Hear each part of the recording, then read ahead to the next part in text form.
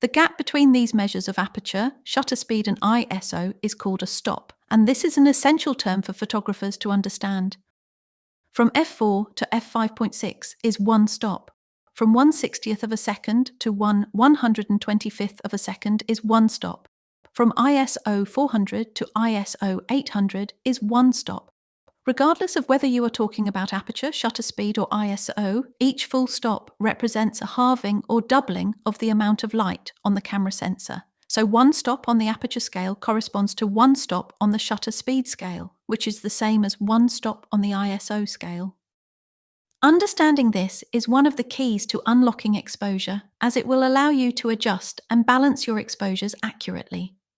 At this stage, you don't need to remember all the numbers, you just need to understand the principle of halving and doubling a measure of light. For example, let's say that your camera picked an aperture setting of f5.6, but you want to shoot at f11. That would mean making the aperture 2 stops smaller.